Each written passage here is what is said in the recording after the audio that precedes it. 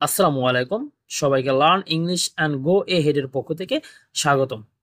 আজকে আমরা যে বিষয়টা নিয়ে আলোচনা করব সেটি হচ্ছে উইলিয়াম ব্লেকের গুরুত্বপূর্ণ একটি কবিতা, নার্স সং। এই কবিতাটি পড়ার আগে অবশ্যই আমাদের এই কবিতার ব্যাকগ্রাউন্ড সম্পর্কে জানতে হবে। এই কবিতাটির ব্যাকগ্রাউন্ড সম্পর্কে জানতে পারলে আমাদের এই কবিতাটি বুঝতে অনেক সহজ হবে। এই কবিতাটি উইলিয়াম ব্লেকের গুরুত্বপূর্ণ কাব্যগ্রন্থ দ্য সংস অফ ইনোসেন্সের অন্তর্ভুক্ত। সেই একই নামে আরেকটি কবিতা রচনা করেছেন, যেটি তার আরেকটি কাব্যগ্রন্থ দ্য সংস অফ এক্সপেরিয়েন্সে অন্তর্ভুক্ত।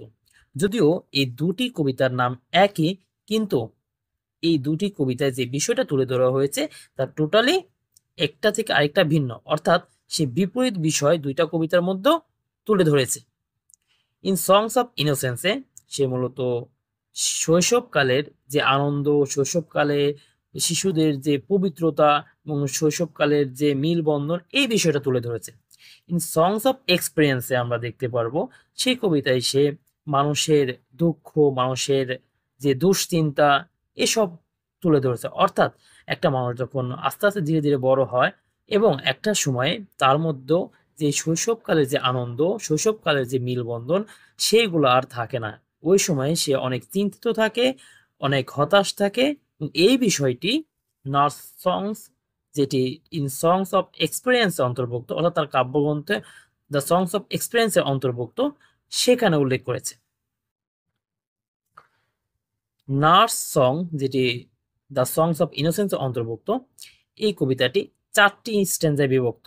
এবং এই কবিতা আমরা দেখতে পারবো যে শিশুরা মাঠে খেলা করছে এবং তাদেরকে দেখাশোনার জন্য একজন নার্স রয়েছে।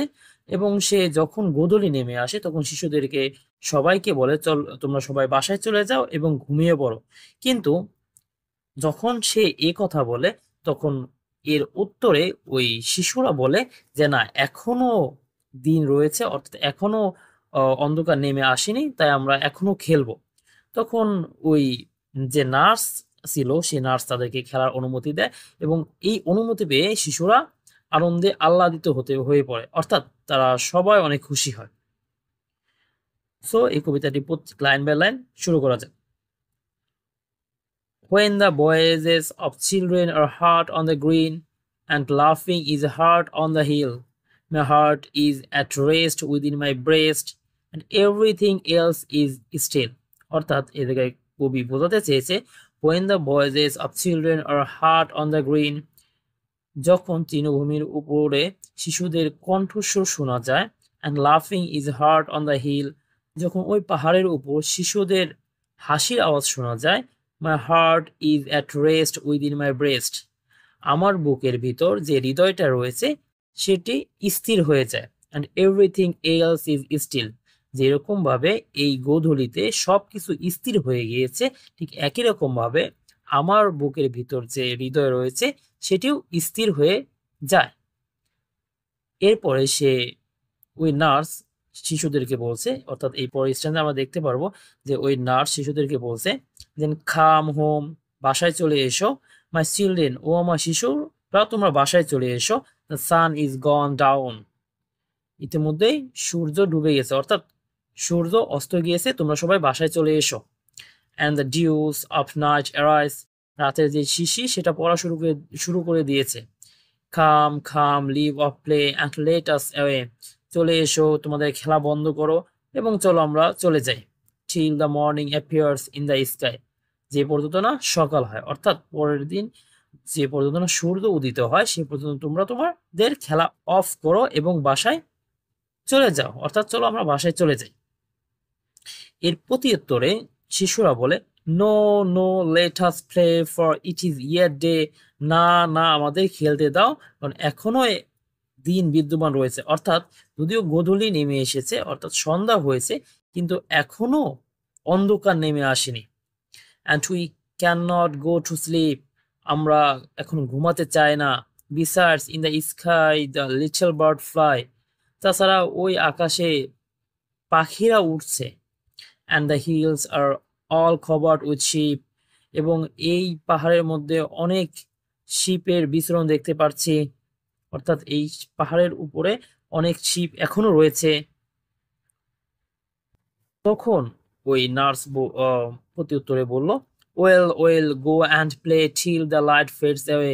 ঠিক আছে, তোমরা খেলা করো যে পর্যন্ত না একদম আলোটি বিবর্ণ হয়ে যায়, অর্থাৎ যে পর্যন্ত না অন্ধকার নেমে আসে তোমরা খেলা করো। And then go home to bed, এবং তারপরে তোমরা বাসায় গিয়ে ঘুমিয়ে পড়ো। দ্য লিটল ওয়ান্স লিপড, এদিকে লিপ মানে হচ্ছে লাফ দেওয়া, jumped. The little ones leaped and shouted and laughed, তখন শিশুরা লাফ দিয়ে উঠলো, তা চিৎকার করলো এবং সবাই উচ্চ স্বরে হাসতে শুরু করলো। And all the hills echoed, তাদের এই যে হাসির শব্দটা সেটা পাহাড়ে প্রতিধ্বনিত হচ্ছিল। মূলত এই কবিতায় কবি যে বিষয়টি বোঝাতে চেয়েছে সেটি হচ্ছে শিশুরা তৃণভূমির উপর খেলা করছিল এবং তাদের যে হাসি, তাদের যে শব্দ, এই শব্দ শুনে যে নার্স ছিল সে আনন্দিত হচ্ছিল। এবং যেহেতু এটা গোধূলি নেমে এসেছিল, অর্থাৎ সন্ধ্যা নেমে এসেছিল, তাই সে তাদেরকে বলল, তোমরা সবাই বাসায় চলে এসো, কারণ এখন সন্ধ্যা হয়ে গেছে। তাছাড়া রাতের যে শিশির সেটাও পড়তে শুরু করে দিয়েছে।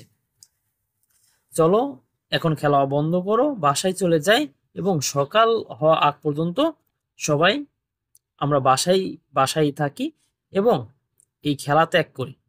কিন্তু তখন বাচ্চারা বলছে, না, আমরা এখনো খেলা করব, কারণ এখনো অন্ধকার নেমে আসেনি এবং দেখা যাচ্ছে পাখিরা আকাশে উড়ছে এবং অনেক শিব এই জায়গায় ঘোরাফেরা করছে, অর্থাৎ পাহাড়ের উপর অনেক শিব তারা ঘাস খাচ্ছে।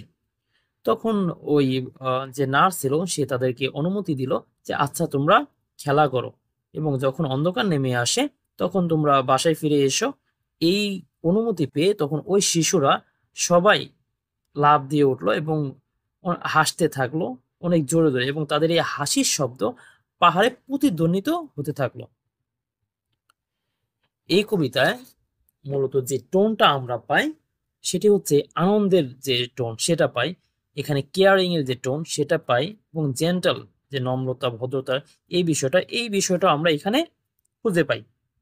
যে আমরা থিম নিয়ে আলোচনা করি তাহলে আমরা দেখতে পারবো যে এখানে innocence and joy of childhood, অর্থাৎ শিশুকালের যে আনন্দ, যে পবিত্রতা, এই বিষয়টি এদিকে তুলে ধরা হয়েছে।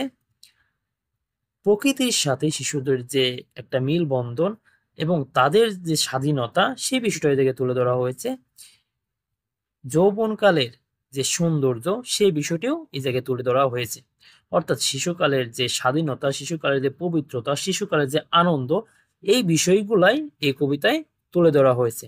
আর এই কবিতার যে রাইম স্কিম সেটা হচ্ছে ABCB, অর্থাৎ আমরা এই জায়গায় যে 4টি স্ট্যান্জা পাবো সেই 4টি স্ট্যান্জায় প্রত্যেকটি 4টি লাইনে করে বিভক্ত, এবং সেই 4টি লাইনের যে রাইম স্কিম সেটি হচ্ছে ABCB। আশা করি সবাই বুঝতে পেরেছো।